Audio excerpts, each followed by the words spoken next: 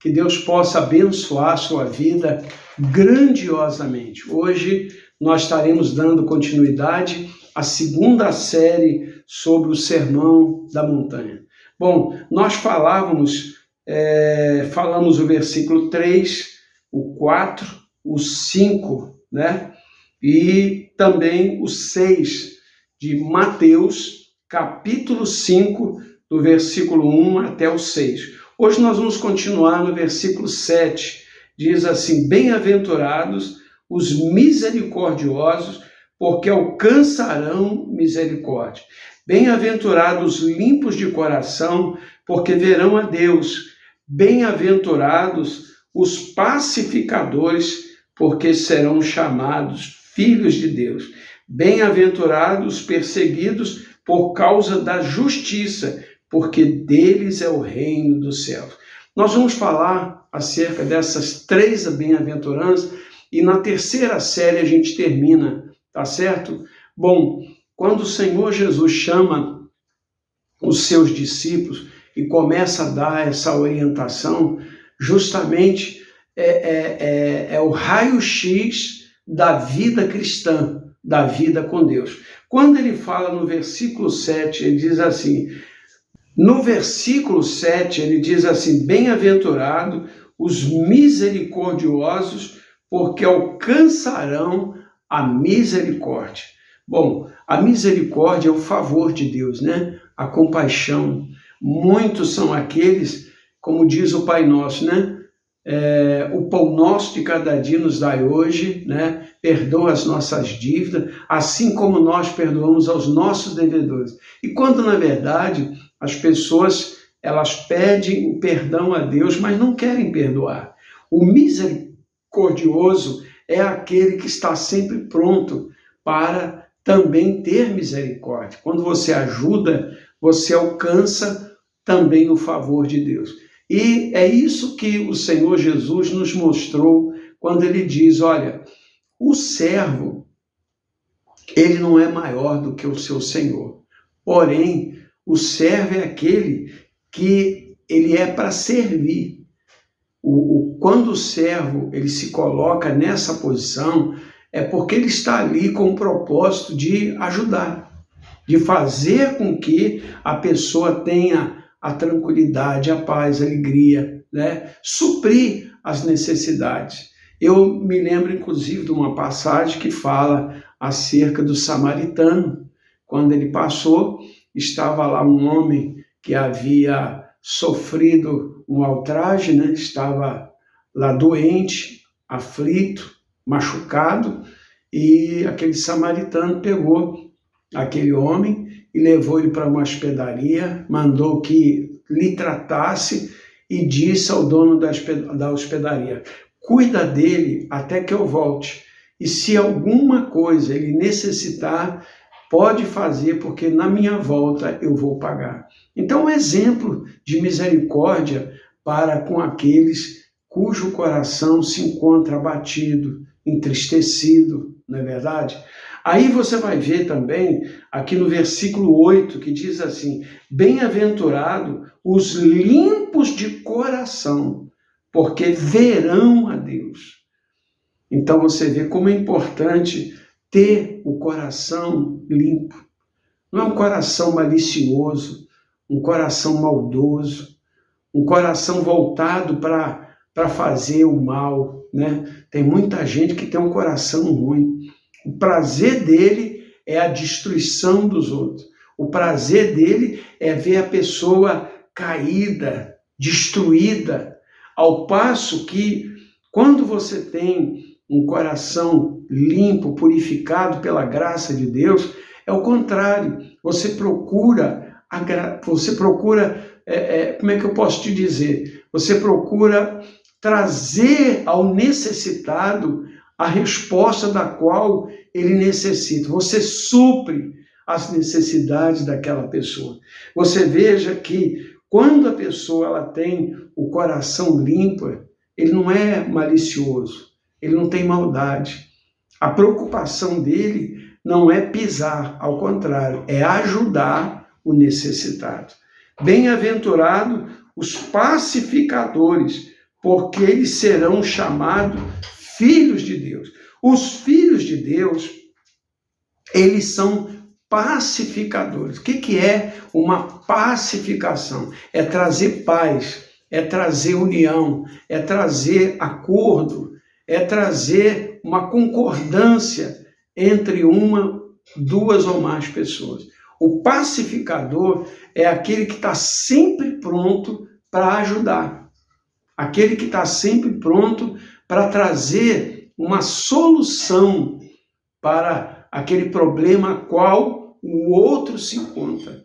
Você veja que aqui diz, né, que bem-aventurado os pacificadores, felizes, vencedor, vitorioso, é o pacificador, porque serão chamados filhos de Deus. Isso aqui é uma característica, né? É o caráter, faz parte, a pacificação faz parte do caráter do filho, daqueles que são filhos de Deus. O próprio Jesus, né? Ele veio para trazer paz, ele veio para trazer a união, ele veio para trazer a salvação. A pacificação do Senhor Jesus em favor de nós foi tão grande que ele fez o quê? Ele deu a vida dele, ele sacrificou a sua vida para que todo aquele que nele crê não pereça, mas tenha a vida eterna. Você veja aqui também, bem-aventurado os perseguidos por causa da justiça, porque deles é o reino do céu. Bem-aventurados, felizes são aqueles que são perseguidos por causa da justiça. E é verdade, né? Quando você procura ser honesto, quando você procura agir com equidade, quando você procura compreender, ajudar aquela pessoa que se encontra numa situação difícil, naturalmente os inimigos se levantam, porque o mundo é o contrário. A Bíblia diz que o diabo ele veio para matar, roubar e destruir, mas o Senhor Jesus veio para quê? Para dar vida e vida em abundância. Jesus disse: eu sou o bom pastor, e o bom pastor dá a sua vida pelas ovelhas. Então, você veja, por que Jesus passou por tantas perseguições? Você já imaginou uma pessoa apanhar, carregar aquele madeiro pesado, apanhar, todo cortado, aquela coroa de espinho na sua cabeça, né? Ele foi esmurrado, esbofetado, ele passou por tanta coisa. Mas aí vem aquela pergunta: o que ele fez de errado? Qual foi o erro que o Senhor Jesus cometeu? Qual foi o pecado que o Senhor Jesus cometeu? Nenhum. Então, por que ele sofreu tudo isso? Justamente porque ele estava fazendo bem. E quando você procura praticar a justiça, é assim que também acontece conosco. O justo é aquele que não quer nem de mais e nem de menos. O justo é aquele que não quer o mal de ninguém, né? Mas também não quer tirar proveito de ninguém, ao contrário. Ele luta por aquilo que é seu. Ele luta por aquilo que ele tem direito, que é totalmente diferente. Não é verdade? Ora, meu amigo, minha amiga, quantas são as pessoas que elas estão passando por essa dificuldade? Mas a Bíblia diz aqui que os pacificadores serão chamados filhos de Deus. O que é ser filho de Deus? É ter o caráter de Cristo, ter a presença, a plenitude de Deus na sua vida. Ora, veja que o que Deus procura na terra são os pacificadores, que é o contrário. Você vê que no mundo as pessoas, por causa de um pingo d'água, faz uma grande tempestade. Você já notou isso?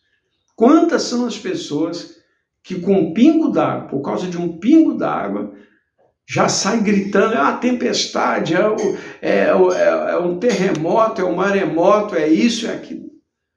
Infelizmente é assim. Mas quando a pessoa, ela procura ser justa, ela facilita as coisas. Ela chama para si a responsabilidade para ver as outras pessoas bem, né? Eu estava falando ontem na igreja, estava falando sobre isso.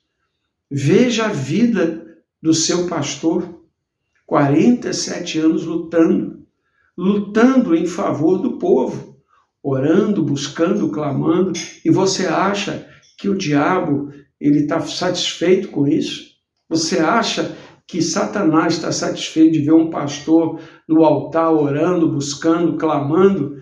Claro que não, porque as pessoas que estão ali ouvindo e obedecendo a palavra, elas serão salvas, elas serão transformadas. E é isso que o nosso arqui-inimigo não quer. Ele quer ver as pessoas destruídas, ele quer ver as pessoas para baixo.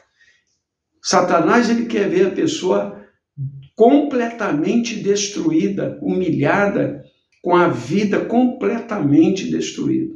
Mas a Bíblia diz que bem-aventurado, feliz é aquele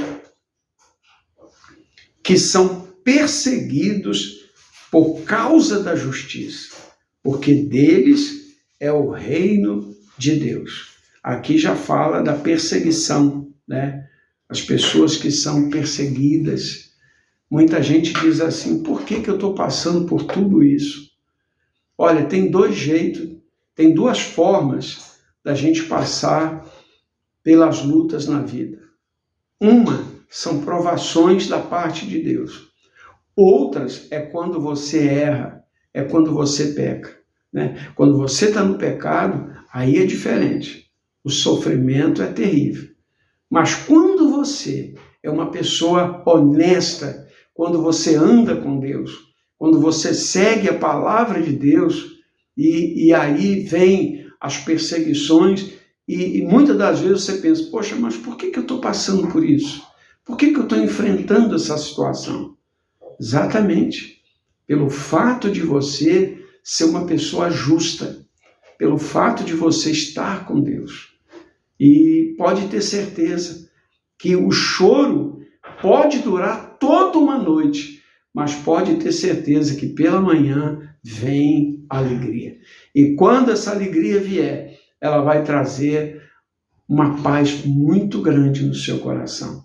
E você será uma pessoa feliz, você terá uma vida completamente transformada. E aí veremos a diferença entre aqueles que servem a Deus e aqueles que não servem. Que Deus possa te abençoar grandiosamente. E no próximo vídeo nós vamos dar a terceira e última série para encerrar as bem-aventuranças lá no monte. Tá certo? Bom, eu quero dizer para você o seguinte, aqui do lado vai ficar aí para você dar um like e se inscrever. Se inscreva, nos ajude aí no canal para que nós possamos crescer e ter mais condições de trabalhar. Tá ok? Outra coisa também que eu quero pedir para você, aí nos comentários, você coloca os nomes das pessoas que estão necessitadas de oração, sabe, que está passando problema no casamento, na vida financeira, vida espiritual destruída, pessoas que estão nos vícios e muitos até que já participaram da igreja e hoje já não estão mais.